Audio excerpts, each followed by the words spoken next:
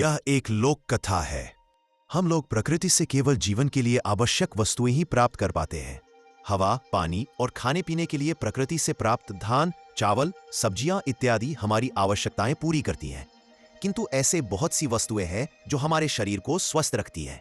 प्रकृति के अनेक पेड़ पौधे हमें अनेक प्रकार के लाभ देते हैं, परंतु उनका लाभ हम नहीं उठाते। चलिए आज मैं इसी विषय पर आपको एक कहानी सुनाता हूं। आरंभ से लेकर अंत तक कहानी को ध्यान से सुनिएगा। त्रिलोक विजयी रावण के पेट में अचानक अत्यंत तीव्र पीड़ा होने लगी। उनके वैद्य सुसेन वहां आए और उनकी चिकित्सा करने लगे, किंतु कोई लाभ नहीं हुआ। उनके पेट में पीड़ा वैसी ही बनी रही। तब उनके वैद्य सुसेन जी भी चिंतित हो गए। रात में मायाबल से रावण सुश्रुत वैद्य को अपने महल में ले गया। सुश्रुत रावण के साथ उसके महल में ठहरेंगे और रावण का उपचार करेंगे। फिर वे बोले, लंकेश्वर, जब आप लोग पूरा परिवार एक साथ भोजन कर रहे हो तब आप एक कार्य कीजिए। भोजन समाप्त होने के बाद आप जो चूरन सोने के पात्र से निकालकर खा रहे हैं उसे पूरे परिवार को एक साथ हाथ में दीजिए और कहिए, मैं जब कहूंगा आप लोग सब एक साथ खाइएगा। दूसरे दिन पूरा परिवार एक साथ भोजन करने के बाद लंकेश्वर ने भी ऐसा ही किया। सभी के हाथों में वह चूरन दे दिया और बोले, मैं जब इसे मुंह में डालूंगा आप लोग भी एक साथ मुंह में डालिए।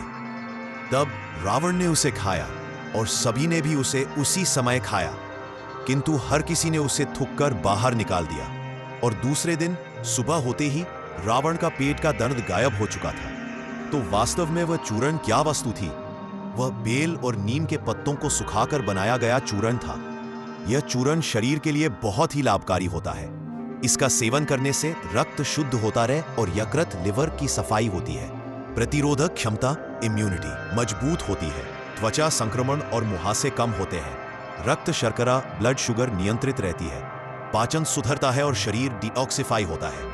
किंतु रावण के प्रत्येक परिवार के सदस्य सोच रहे थे कि रावण कोई अच्छी वस्तु अकेले में खा रहे हैं और हम लोगों को नहीं दे रहे हैं। सभी का संदेह दूर हो गया और रावण के शरीर में कोई पीड़ा नहीं रही। जब विदाई देते समय लंकेश्वर रावण ने सुश्रुत को एक लोटे में बहुत से हीरे और जवाहरात भरकर दे दिए। रावण ने सुश्रुत को माया के बल से भेजा तो आकाश मार्ग में समुद्र के ऊपर बीचों बीच सुश्रुत जी की आंखें खुल गईं।